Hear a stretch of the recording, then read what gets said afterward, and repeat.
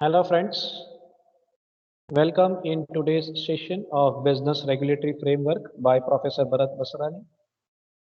And currently we are dealing with Unit 3, Indian Contract Act 1872, Special Contracts.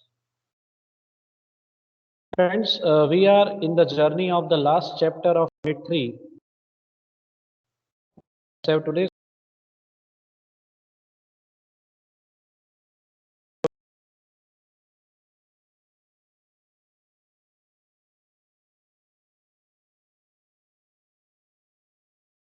is created. What are the methods, what are the modes of creation of agency? Today we will try to understand what exactly are the types of agent in agency contract. So types of agents. Agents are classified in the following ways. There are two categories. First category we will discuss in detail first.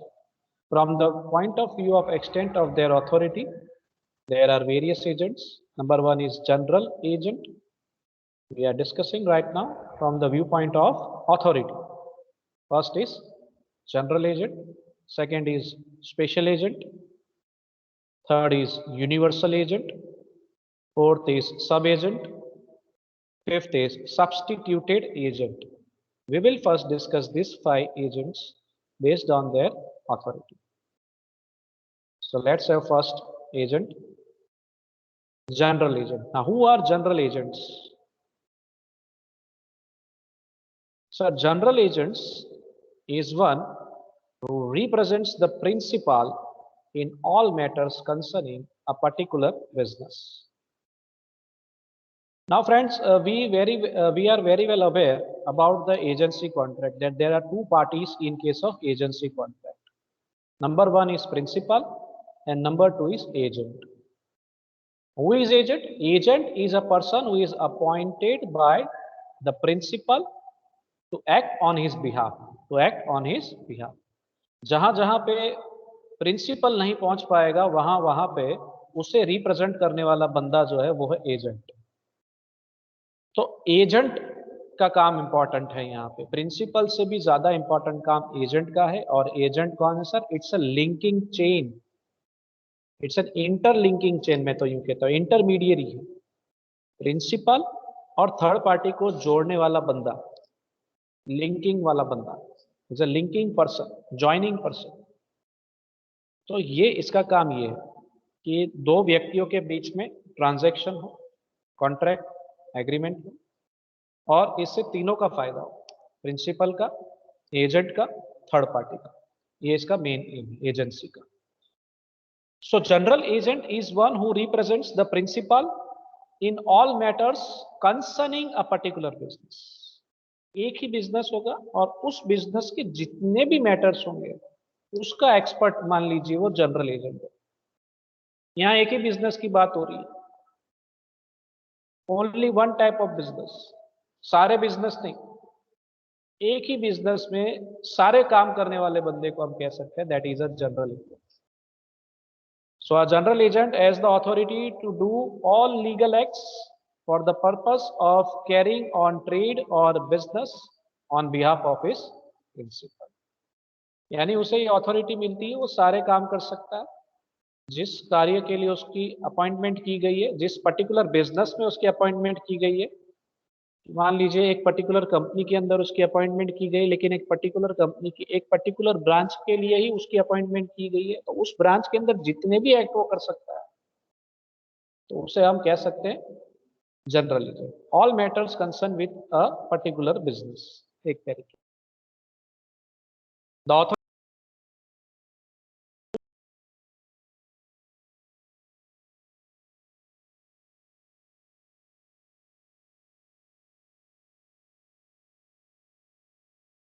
चालू है. Next is special agent. Special agent. अब special agent कौन होता है sir? Special agent is one who is appointed to perform a particular act और a particular transaction. सिर्फ एक transaction के लिए जिसकी अपॉइंटमेंट हो रही है, एक व्यवहार के लिए जिसकी अपॉइंटमेंट हो रही है, उसे हम स्पेशल एजेंट कह सकते हैं. For example, When an agent is appointed to sell a car or sell a house, सिर्फ एक ट्रांजैक्शन के लिए जिसकी अपॉइंटमेंट की जाती है, जैसे मान लीजिए आपको अपना मकान बेचना है, तो आपने उस मकान को बेचने के लिए एक ब्रोकर को हायर कर लिया हो कि भाई आप मुझे ये मकान बेच के दे दीजिए, हो सकता है ऐसे भी। तो आपने स्पेशली उस आदमी को अपॉइंट किया है to sell a house, to sell your factory, to sell your car, कोई भी एक पर्टिकुलर चीज बेचने के लिए आपने उसकी अपॉइंटमेंट की, एक तरीके से उसको एक काम दे दिया है। और जैसे ही ये आप मान लीजिए आपने मकान बेचना है, मकान बिक गया, as an when the house is sold, the agency contract is terminated, वहीं पे आपकी जो लायबिलिटी है, जो रिस्पॉन्सिबिलिटी कंप्लीट हो जाएगी as a special agent. So the authority of a special agent is limited to that particular act only, and his authority comes to an end when the work is over. उसकी liability limited रहेगी, एक व्यवहार के लिए appointment की गई है तो एक ही व्यवहार उसे करना है, उससे ज्यादा उसको कुछ करने की जरूरत नहीं है। His authority comes to an end when the work is, जैसे ही आपका ट्रांजैक्शन खत्म होता है, आपकी अथॉरिटी भी कंप्लीट हो जाती है, आपकी रिस्पॉन्सिबिलिटी कंप्लीट हो जाती है, आपने आगे कुछ करना नहीं। So thus he cannot bind his principal in any matter other than that for which he is appointed. यानी जो एक व्यवहार करना था उसकी रिस्पॉन्सिबिलिटी बनती है, प्रिंसिपल की भी उसी की रिस्पॉन्सिबिलिटी बनती है। उसके अलावा अगर स्पेशल एजेंट ने कोई और व्यवहार किया है, कोई और काम किया है, तो उसके लिए प्रिंसिपल की भी कोई लायबिलिटी, कोई रिस्पॉन्सिबिलिटी बनती नहीं टुवर्ड्स थर्ड पार्टी। ना ही एजेंट के लिए उसकी कोई रिस्पॉन्सिबिलिटी बनती है, ना ही थर्ड पार्टी के लिए उसकी कोई रिस्पॉन्सिबिलिटी। तो जनरल एजेंट, स्पेशल एजेंट के बाद आ रहा है यूनिवर्सल एजेंट। अब यूनिवर्सल एजेंट कौन है sir? Universal agent is an agent authorised to transact all the business of his principal of every kind. General में क्या था, एक ही बंदे के बहुत सारे बिजनेस हो सकते हैं, लेकिन उस बहुत सारे बिजनेस में से सिर्फ एक ही बिजनेस के सारे ट्रांजैक्शन करने का अधिकार जिसे मिलता है वो है जनरल एजेंट। 10 के 10 बिजनेस करने का अधिकार, ट्रांजैक्शन करने का अधिकार नहीं उसके पास। 10 में से एक बिजनेस के सारे ट्रांजैक्शन वो कर सकता है, इतना ही अधिकार। That is general agent. Universal agent क्या होगा? जितने भी business, all the business, 10 business कर रहा हो बंदा, प्रिंसिपल यानी कि मालिक, तो 10 बिजनेस के अंदर वो ट्रांजैक्शन कर सकता है, इतनी अथॉरिटी होती है उसके पास। यानी यूनिवर्सल है, कोई भी काम दे दो बंदा कर सकता है। ऑलराउंडर समझ लीजिए एक तरीके से, ये ऑलराउंडर एजेंट है। लिखना आपने यूनिवर्सल एजेंट ये नाम, लेकिन उसकी भूमिका ऑलराउंडर जैसी, जैसे ऑलराउंडर सारे काम कर सकता है, बैटिंग कर लेता है अच्छे से, बॉलिंग कर लेता है अच्छे से, फील्डिंग कर लेता है, कीपिंग दे दो कीपिंग कर लेता है, वैसा ही ऑलराउंडर। आप जो ट्रांजैक्शन बोलेंगे सारे ट्रांजैक्शन करके देगा। आप बोलोगे परचेसिंग करनी, परचेसिंग कर लेगा। आप बोलोगे सेलिंग करनी, सेलिंग कर लेगा। आप जो भी व्यवहार दोगे, बोलेगे लीगल एक्टिविटी करनी है तो लीगल एक्टिविटी के लिए भी वो तैयार होगा, always ready for any act. That is called universal agent. He can do all such things which the principal can lawfully do and delegate. Principal के सारे कार्यों कर सकता है। प्रिंसिपल यानी मालिक जो कार्य करने के लिए सक्षम है, जो अथॉरिटी मालिक के पास है, वो अथॉरिटी अगर मालिक ने यूनिवर्सल एजेंट को सारे काम वो कर सकता है।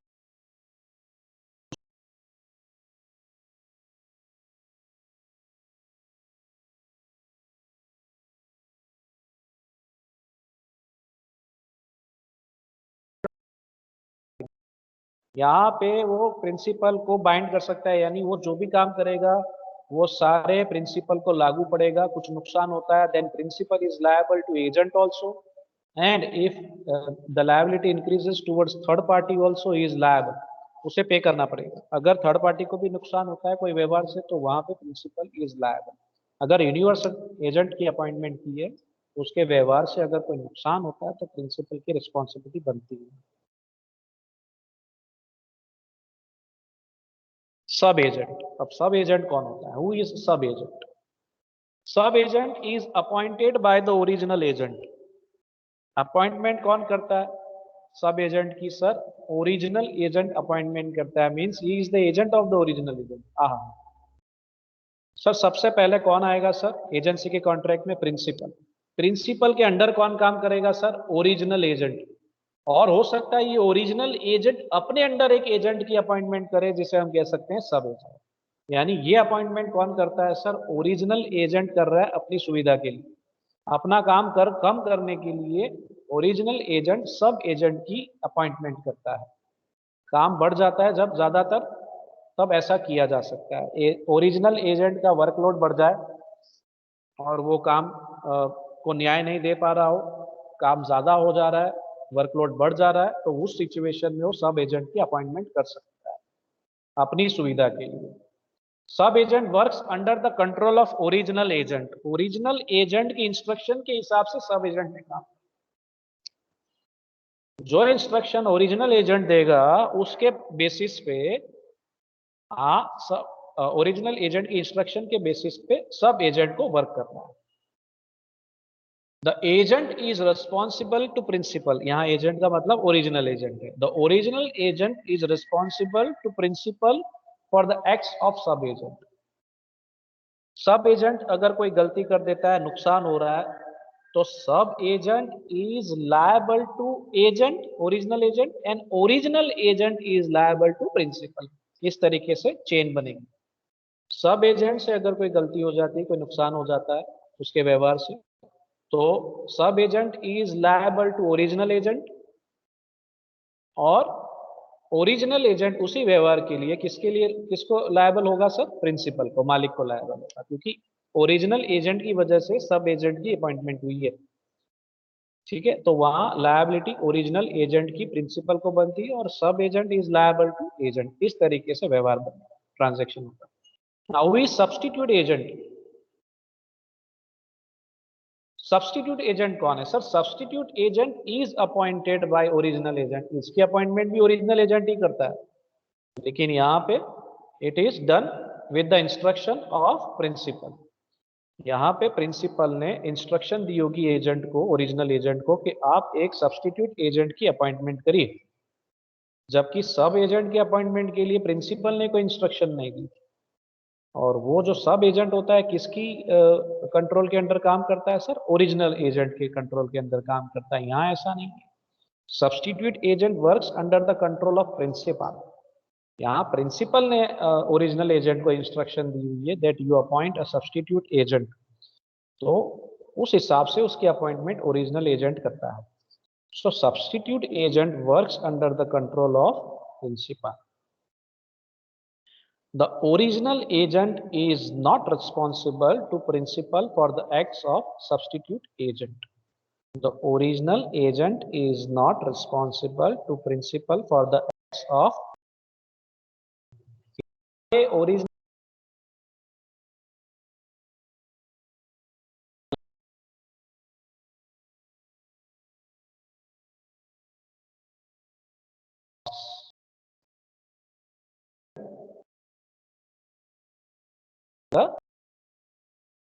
सब एजेंट में क्या था sir? Sub agent is liable to original agent and original agent was liable to principal. इस तरीके की चेन थी। यहाँ लायबिलिटी कैसी है? यहाँ ओरिजिनल एजेंट ने सिर्फ अपॉइंटमेंट की है सब्स्टिट्यूट एजेंट की, एक व्यवहार करने के लिए, सिर्फ एक व्यवहार करने के लिए इस तरीके के एजेंट की अपॉइंटमेंट की जाती है, निमणूक की जाती है। अब इसमें अगर कोई लॉस होता है, सब्स्टिट्यूट एजेंट के व्यवहार से अगर कोई नुकसान होता है, then in that case he is directly liable to the principal. यहाँ ओरिजिनल एजेंट की कोई रिस्पॉन्सिबिलिटी बनती नहीं है, क्योंकि उसने जो अपॉइंटमेंट की है प्रिंसिपल के बेसिस पे, प्रिंसिपल के इंस्ट्रक्शन के बेसिस पे की, तो वहाँ ओरिजिनल एजेंट की कोई लायबिलिटी बनती नहीं। यहाँ प्रिंसिपल की सुविधा के लिए इसकी अपॉइंटमेंट की गई है, और वहाँ सब्स्टिट्यूट एजेंट में क्या था? ओरिजिनल एजेंट की सुविधा के लिए।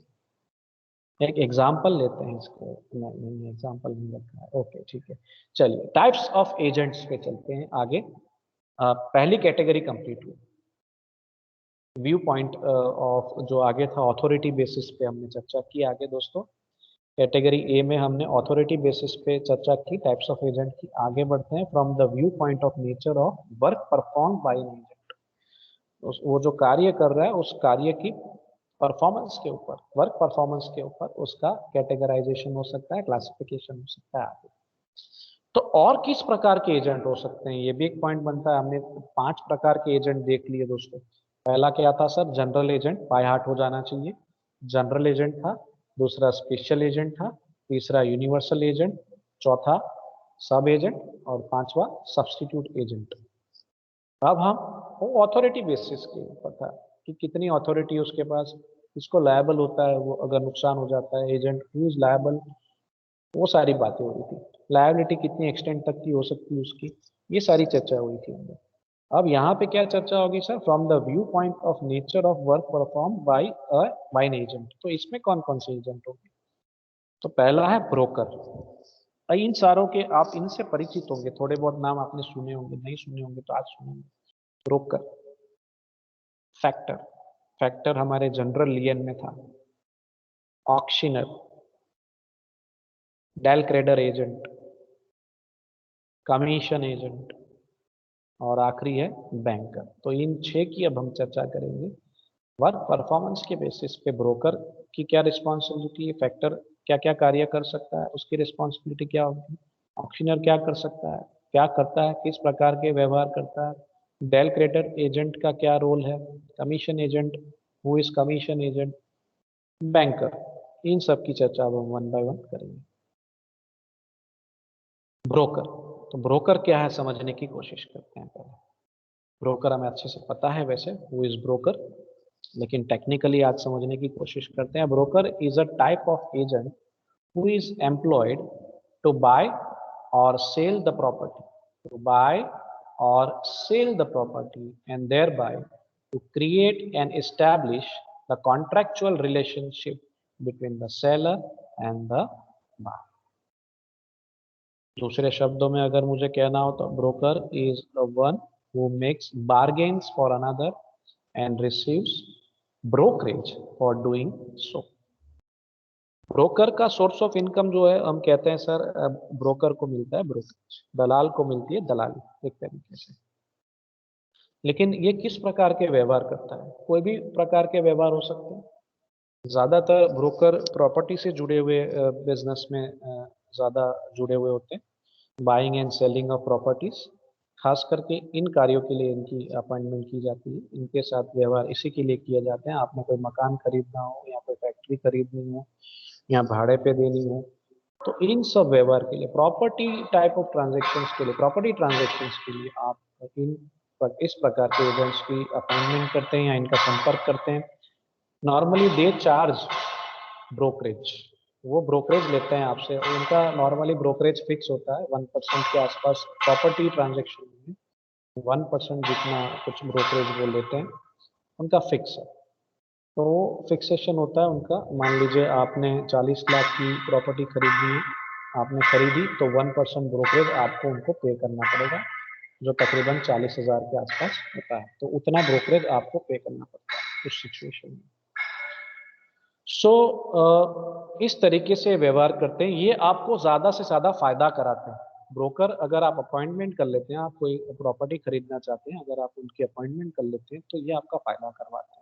इनका काम बार्गेनिंग करना होता है, नेगोशिएशन करना होता है, के लिए नेगोशिएट करते हैं ये negotiate for you.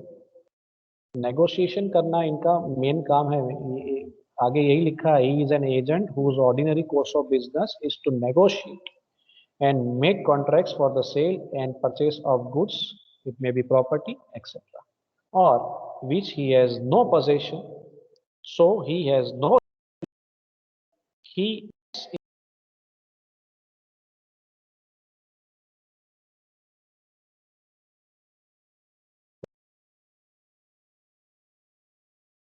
possession, owner आप हो, पोजेशन भी आपके पास है, हो सकता है आप उस घर में अभी रह ही रहे हो, तो दोनों आपके पास है, ओनरशिप भी आपके पास है उस प्रॉपर्टी की, पोजेशन भी आपके पास है। ना ही उसके पास राइट ऑफ लियन है, वो चीज अपने पास भी नहीं रख सकता है, वो चीज तो आपके पास है, तो वो अपने पास भी नहीं रख सकता है। तो ये चीजों से ये दूर रहता है। ये जिस प्रकार की चीजें सेल करेगा आपके लिए, ना ही इसके पास ओनरशिप होगी, ना ही उसका पोजेशन होगा, और ना ही वो राइट ऑफ लियन को एक्सरसाइज कर पाएगा। ये इसके लिए नेगेटिव पॉइंट है। Such brokers are not having the advantage of possession of the goods. They are not having advantage of right of lien also. He just act on behalf of principal. He tries to negotiate the price of the property or the goods for which he is appointed to either buy or sell. So ये इसका basic फंडा है। और ये सब कार्य करने के लिए उससे क्या मिलेगा सर? ब्रोकरेज। हो सकता है आपको 40 लाख की प्रॉपर्टी और 35 लाख में दिलवा दे तो आपका सीधा 5 लाख का फायदा हो गया, भले ना हमें उसको 40,000 या 35,000 रुपये ब्रोकरेज के देने पड़े हो, लेकिन हमारे 5 लाख बचे कि नहीं। तो ये एडवांटेज होता है ब्रोकर अपॉइंट करने का। अगर हम खुद परचेस कर लेंगे तो उतना हमारा ब्रोकरेज बचता है, नो डाउट, हम खुद भी प्रॉपर्टी परचेस कर सकते हैं, लेकिन इन्हें मार्केट का आइडिया होता है।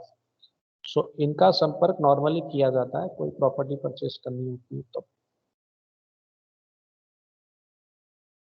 Factor, who are factors? A factor is a person who is entrusted with the possession of the goods for the purpose of selling them in his own name as a real owner. He has the authority to sell them with such terms as he deems fit. यानी जैसे owner, एक real owner जो चीजें बेच सकता है, अपने possession में रख सकता है, वो सारी अथॉरिटी फैक्टर को मिलती है। एक तरीके से कंसाइनर। क्या है? कंसाइनर, ये समझ लीजिए। ये बंदा क्या करेगा? आपकी जगह पे गुड्स सेल करेगा, हो सकता है परचेस का आपने ऑर्डर दिया हो तो परचेस भी, ये ऑलराउंडर है। ही एक्ट्स इन ऑल वे। इसके पास जितनी अथॉरिटी उतनी अथॉरिटी ना ही कमीशन एजेंट के पास है, ना ही डेल क्रेडिटर एजेंट के पास है, ना ही अभी जो हमने ब्रोकर देखा। आगे जितने भी हम खिलाड़ी देखने वाले हैं, टाइप्स ऑफ एजेंट देखने वाले हैं, उन सब से बेस्ट एजेंट जो है वो है फैक्टर। क्यों? क्योंकि ये एक तरीके से ऑलराउंडर है। He can purchase the goods, he can, आगे आप देख सकते हैं, he can purchase the goods. देखिए, he has the authority to buy the goods, to sell the goods on credit, उधार भी दे सकता है देना हो तो, to raise money on their security. आप ये चीजों को गिरवी रख के कैपिटल भी प्राप्त करना चाहे तो कर सकता है। इतनी अथॉरिटी, जितनी अथॉरिटी ओनर के पास होती है, रियल ओनर के पास, वो सारी अथॉरिटी ये बंदे के पास भी, फैक्टर के पास भी। So he has all types of benefits, he has all types of rights like a real owner has. तो जितनी सुविधा ओनर के पास है उतनी ही सुविधा फैक्टर के पास है। वो चीज़ों को अपने पोजीशन में रख सकता है। उसका कुछ आउटस्टैंडिंग निकलने का रहता है तो वो अपने पोजीशन में रख सकता है उन चीज़ों को। राइट ऑफ लियन को एक्सरसाइज कर सकता है, सेल कर सकता है उन चीज़ों को। सेल करने के लिए या बाय करने के लिए ही इनकी अपॉइंटमेंट की गई थी। नॉर्मली यही इसका मेन पर्पस होता है। Factors are appointed to sell the goods और either to buy the goods, ये बेसिक रीजन होते हैं। लेकिन इसके पास और भी अथॉरिटीज है। अथॉरिटीज और क्या है? वो चीज़ों को अपने कब्जे में रख सकता है, पोजेशन में। और क्या होता है? इवन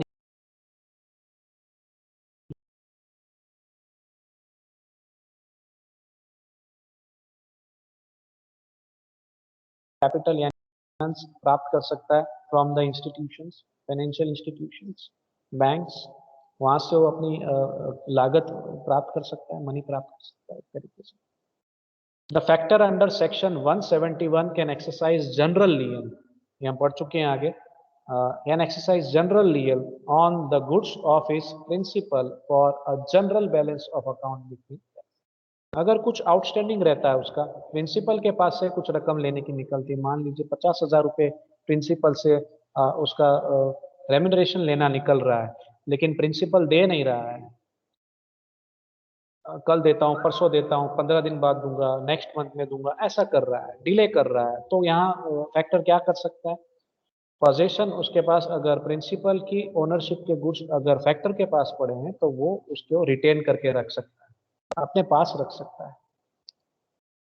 और क्या कर सकता है? या तो फिर इनको बेच के अपनी रकम निकाल सकता है, ये भी एक ऑप्शन है उसके पास। Even he can sell ultimately if principal is not paying for more than a time, he is making delay, ज़्यादा समय हो गया है, तो वहाँ पे फैक्टर इन चीज़ों को अल्टीमेटली बेचना चाहे तो बेचने का अधिकार है, he is authority to sell the goods. वो बेच, जैसा चाहे वैसा बेच सकता है, कैश में बेच सकता है, क्रेडिट में भी बेच सकता है, वो डिपेंड करता है उस पर। यानी इनके पास ज़्यादा अथॉरिटी होती है एक तरीके से। He can do all the transactions.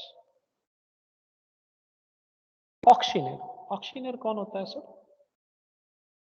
ये ज़्यादातर आपने फिल्मों में देखा होता है। एक हाउस प्रॉपर्टी होती है या बंगला जैसा होता है, और उस बंगलों को बेचने के लिए कुछ लोग इकट्ठा हो जाते हैं, टेबल कुर्सी लग देते हैं, और एक बंदा स्टेज पे खड़ा होता है पोडियम के पास, और हैमर होता है उसके हाथ में, हथौड़ा होता है, और सामने कुछ 25 30 50 लोग बैठे होते हैं, 20 25 50 लोग बैठे होते हैं, और एक मिनिमम प्राइस फिक्स की गई होती है उस पर्टिकुलर बंगलो की, भाई 60 लाख में इसकी नीलामी शुरू की जाती है, ऑक्शन सेल कहते हैं उसे। इस तरीके से उसका ऑक्शन होता है, एक पर्टिकुलर प्रॉपर्टी को बेचने के इस तरीके से प्रोसीजर होती है। तो ये प्रोसीजर की जाती है। अब यहाँ पे बंदा हैमर लेके खड़ा है, तो वहाँ क्या होगा सर, वहाँ बिड लगाई जाएगी, बोली लगाई जाएगी, और ये प्रॉपर्टी किसके हिस्से में जाएगी सर, जो हाईएस्ट बिडर होगा, जिसने सबसे ज्यादा बोली लगाई होगी, उसे ये बेच दिया जाएगा, ये प्रॉपर्टी बेच दी जाएगी। तो ऑक्शनर का काम यही है। ऑक्शनर कौन है, जो स्टेज पे हैमर लेके खड़ा है, हथौड़ा लेके खड़ा है, he is known as auctioneer. लेकिन हमें टेक्निकली लिखना होगा, कैसे लिखेंगे, an auctioneer is an agent, उसे भी एजेंट ही मानते हैं, is an agent who is entrusted with the possession of the goods for sale to the highest bidder at a public auction. He is the authority to sell the goods by public auction and not by private contracts. तो auctioneer का काम यही है, उसे एक property दे दी जाती है, property की डिटेल दे दी जाती है, और उसे क्या करना होगा सर, पब्लिकली इसका ऑक्शन करना होगा, उसकी तैयारी करनी है। अब उसे ये तैयारी पूरी उसे अपने आप करनी है तैयारी, और कोई प्राइवेट कॉन्ट्रैक्ट्स नहीं कर सकता है। इस तरीके से पब्लिकली उसे ये सेल करना है, पब्लिक ऑक्शन होना चाहिए जहां सब लोग इकट्ठा होने चाहिए, और जिसको ये चीज सही लगेगी और जो हाईएस्ट पे करने के लिए तैयार होगा, तो उसे ये प्रॉपर्टी बेच दी जाएगी। तो an auctioneer is an agent of the seller before the contract. ये किसका एजेंट है, सेलर का है या बायर का है, ये क्वेश्चन हो सकता है। ये किसका एजेंट है, an auctioneer is an agent of the seller before the contract. Contract होने से पहले जब ये बेचने की बात हो रही है, तो बेचते वक्त ये सेलर का एजेंट है। जैसे ये चीज बिक जाएगी, as and when the property is sold, he becomes the agent of the buyer, he becomes an agent of the buyer after the sales is done. तो इसके दो चेहरे हैं ऑक्शनर की, before sale he is an agent of seller, after sale is completed he becomes the agent of the buyer. He is the authority to deliver the goods on the receipt of the price. जैसे ही price पे कर दी जाएगी, उसके बाद में ही उस चीज की डिलीवरी यानी कि पोजीशन मिलेगा। आप जब तक पूरी पेमेंट नहीं करोगे, तब तक आपको उस चीज का पोजीशन नहीं देना चाहिए, नहीं दिया जाता है, उसकी अथॉरिटी है। उसको इसका ध्यान भी रखना है, पहले पोजीशन दे देना है, पेमेंट आउटस्टैंडिंग होगी तो प्रॉब्लम हो सकता है। If the buyer makes a default in the payment, then he can bring a suit in his own name. He has the right of special lien on the goods for his charges. अगर buyer को position दे दिया और buyer ने payment नहीं किया, तो उस situation में ऑक्शनर के पास ये अधिकार है कि वो बायर के ऊपर केस कर सकता है, अपने नाम पे ही केस कर सकता है, इतनी अथॉरिटी है उसके पास, और जो भी रकम बनती है आउटस्टैंडिंग, वो रिकवर की जा सकती है। He has the right of special lien. यहाँ ऑक्शनर को जो राइट मिल रहा है वो जनरल लियन का नहीं, स्पेशल लियन का। क्यों, एक ही बंगले की बात हो रही है और एक बंगले के ऊपर एक ही,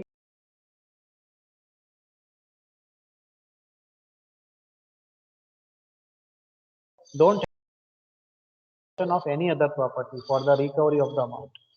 जिस बंगले की नीलामी की गई थी, उसी को पोजेशन में रखना है और उसी की रिकवरी करनी है। इसलिए यहाँ पे जनरल लियन नहीं है, यहाँ स्पेशल लियन है। जिसका सौदा हुआ था उसकी रकम बाकी है, तो आप उस चीज को अपने कब्जे में तब तक रख सकते हैं जब तक आपको अपने पैसे ना मिल जाए।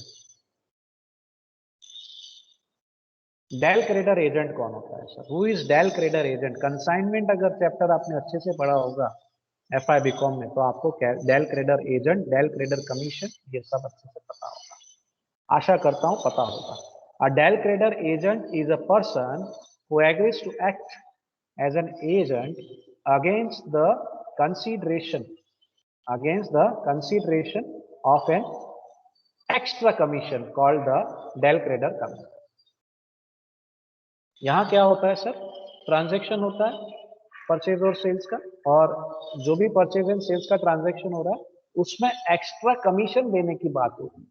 नॉर्मल कमीशन तो है ही, मान लीजिए 2% नॉर्मल कमीशन तो है, प्लस कहते हैं 3% एक्स्ट्रा लगेगा, यानी 5% कमीशन हो जा रहा है। जो 3% जो एक्स्ट्रा लग रहा है ना, उसे हम डेल क्रेडर कमीशन का नाम दे सकते हैं, लेकिन ये नॉर्मल कमीशन से अलग कैसे हुआ? इसका रीजन अगले पैराग्राफ में। He guarantees for the payment on behalf of the buyer for those contracts which he enters into with the buyer on behalf of principal. Thus the agent becomes liable to pay the seller only if the buyer becomes insolvent. यहाँ पे guarantee दी जाती है। क्या दी जाती है? Guarantee दी जाती है। Guarantee कौन देगा? डेल क्रेडिटर एजेंट गारंटी देगा कि मैं जो ट्रांजैक्शन कर रहा हूं थर्ड पार्टी से, अगर वो डिफॉल्ट करता है तो उसकी जिम्मेदारी मेरी, वो लायबिलिटी मेरी लायबिलिटी। इससे बढ़िया चीज प्रिंसिपल के लिए क्या हो सकती है? इसे सिक्योर ट्रांजैक्शन कह सकते हैं। सिक्योर। अगर थर्ड पार्टी डिफॉल्ट करता है तो प्रिंसिपल सीधा सीधा किसको पकड़ने जाएगा? डेल क्रेडिटर एजेंट को। भाई 3% तुझे एक्स्ट्रा कमीशन दिया इसके लिए कि पार्टी डिफॉल्ट हो जाए तो तुझे पे करना है। हाँ, तो उस सिचुएशन में प्रिंसिपल सेफ हो जाएगा। हाँ, लेकिन प्रिंसिपल की कमीशन थोड़ी ज्यादा चली जाएगी, उसे 2% की जगह 5% दे देना पड़े शायद, तो वहां पे उसकी उसकी कमीशन की अमाउंट थोड़ी ज्यादा हो जाएगी। प्रिंसिपल ने थोड़ा ज्यादा पे करना पड़ेगा नॉर्मल कमीशन से। लेकिन principal is safe and secured in such cases. Such an agent guarantees to his principal the payment of the price.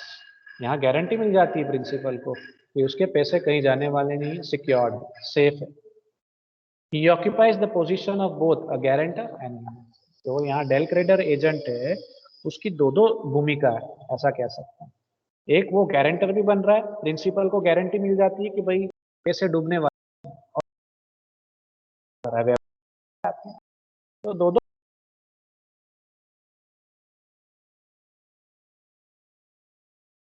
कम हो जाएगा, लेकिन हमारा अमाउंट, हमारा बिजनेस सेफ रहेगा, सिक्योर रहेगा। ये एक अच्छा ऑप्शन है बिजनेस के लिए।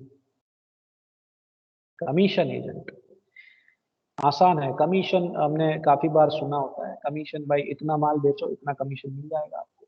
सिंपल है, इसमें ज्यादा कुछ चर्चा करने जैसा है नहीं। An agent who buys and sell goods on behalf of his principal and receives commission on his service. भाई मान लीजिए आपको अपॉइंट किया गया हो कि भाई आप मुझे 2 लाख का माल दिलवाइए, बाय करके, सिर्फ बाय करने के लिए भी रखा हो, यहाँ सिर्फ सेल करने के लिए भी रखा हो, डिपेंड्स। तो अगर बाय करने पे उसको कमीशन मिलना होगा तो जितना ज्यादा फायदा करवाएगा उतना उसको कमीशन दिया जाएगा। डिपेंड्स कितना फायदा करवा रहा है प्रिंसिपल का, जितना ज्यादा फायदा कराएगा तो उतना ज्यादा उसको कमीशन देने की बात हो सकती है। लेकिन यहाँ सिर्फ और सिर्फ नॉर्मल कमीशन होगा, उससे ज्यादा कुछ नहीं। He receives commission on actual sales price. अगर सेल्स कर रहा है तो जो सेल्स प्राइस होगी उसके बेसिस पे मान लीजिए कि भाई आपने 5 लाख का माल बेचा तो आपको 10% कमीशन मिल जाएगा, तो वहां पे उसको सीधा 50,000 का कमीशन मिल जाएगा। सिंपल हिसाब होता है इसमें। ही मे और may not have the position of, तो हो सकता है वो चीज उसके पास हो न भी हो, वो डायरेक्ट सेलिंग भी कर सकता है। ऑर्डर ले ले और सीधा प्रिंसिपल को कह दे कि सर आपने 50,000 का माल मिस्टर एक्स को भेज देना है, तो डायरेक्ट प्रिंसिपल भेज देगा। एजेंट को माल लेके भेजने की क्या जरूरत है? ऐसा भी हो सकता है, या एजेंट अपने पास मंगवा के भी बेचना चाहे तो इस तरीके से भी बेच सकते हैं। दोनों अरेंजमेंट पॉसिबल है। सो ही मे और may not have the position of the goods. Last point पे चलते हैं, बैंकर। हाँ, बैंकर तो हम अच्छे से जानते ही हैं सब क्या है। Normally the relationship between a banker and customer is that of a creditor and debtor. अगर हम अकाउंटेंसी लैंग्वेज में बात करें तो बैंकर और कस्टमर का जो रिलेशनशिप होता है, banker is acting as a creditor and customers are acting as a debtor. अगर कस्टमर जाके बैंक अपने बैंक अकाउंट में डिपॉजिट करता है तो डेटर बन जाता है, बैंक का कस्टमर बन जाता है, और बैंकर यहाँ पे एक तरीके से क्रेडिटर। ज्यादातर लोन के हिसाब में ये बैठता है। क्रेडिटर तभी होगा जब वो लोन देता है, ठीक है। लोन अगर आप लेते हैं कोई बैंक से तो यहाँ पे ये हिसाब सही बैठता है। कभी कभी उल्टी सिचुएशन भी हो जाती है, बैंकर डेटर हो जाता है, कस्टमर क्रेडिटर हो जाता है, depends on the situation. But normal cases में अगर हम लैंडिंग एक्टिविटी देखते हैं, लैंडिंग एक्टिविटी, लोन की हम अगर बात करते हैं तो बैंकर जो होता है वहाँ क्रेडिटर होता है और कस्टमर जो होता है डेटर होता है।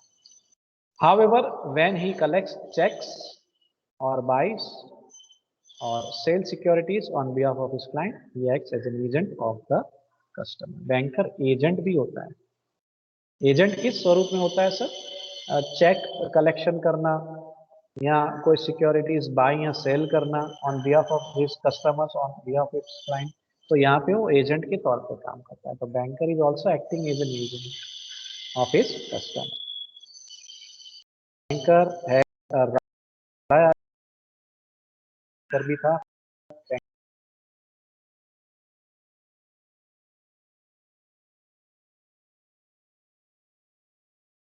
अकाउंट। अगर कोई 2 या 3 लोन दी है तो वो 2 या 3 लोन को अगर वो सेट ऑफ करना चाहे तो कर सकते हैं, और उसके लिए कोई सिक्योरिटी अगर रखी गई है तो सिक्योरिटी का उपयोग करके रिकवरी की जा सकती है for setting the general balance.